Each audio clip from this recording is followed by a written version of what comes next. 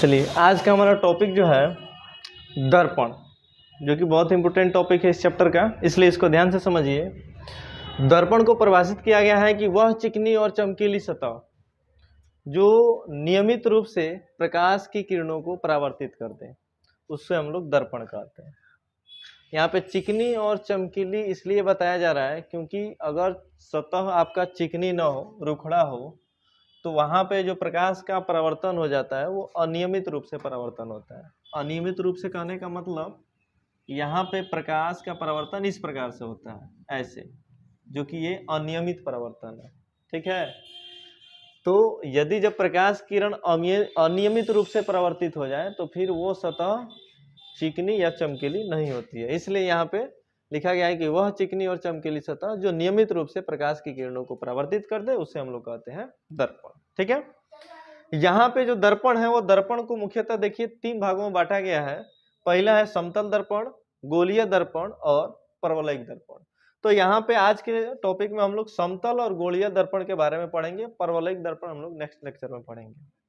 तो पहले समझिए आप लोग समतल दर्पण, जो कि हमारा पहला टॉपिक है दर्पण के प्रकार का। ठीक है, तो इसमें डिफिनेशन लिखा गया है कि ऐसा दर्पण जिसका प्रवर्तक सतह समतल हो, उसे समतल दर्पण कहते हैं। जाहिर सी बात है, समतल का मतलब मतलब बराबर, एकदम कोई रुखड़ा हुआ सतह न हो, उसको समतल दर्पण कहते हैं।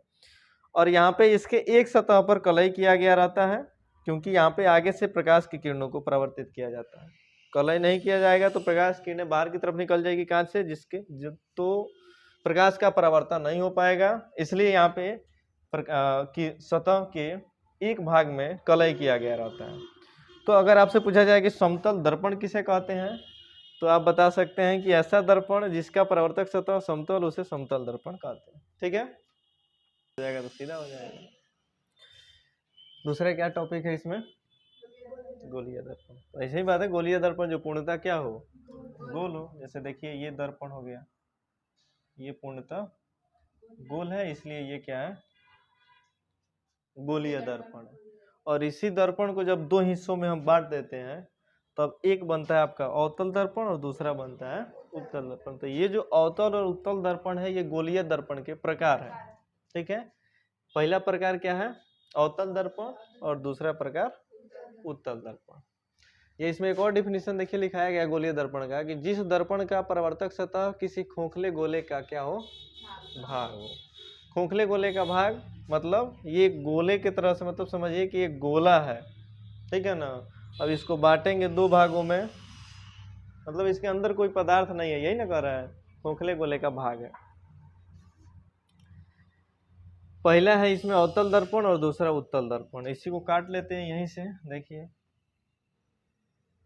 तो काटने के बाद इधर वाला जो हिस्सा है, ये देखिए यहाँ पे बनाया गया है, और ये है अवतल दर्पण।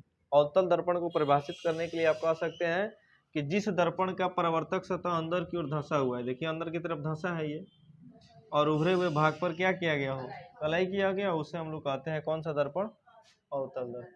उत्तल दर्पण क्या होता है, तो जिस दर्पण का परावर्तक सतह बाहर की ओर उभरा हुआ है, देखिए देखिए बाहर की ओर उभरा हुआ है, और धंसे हुए भाग पर कलाई किया गया, उससे हम कहते हैं उत्तल दर्पण। हो गया, बस एकदम इजी डिफिनेशन है। इसके बाद जो दर्पण का तीसरा प्रकार था क्या, परवलयिक दर्पण, वो हम लोग कल पढ़ेंगे। ठीक है, इसके आगे जो भी है, पैराबोलिक मिरर।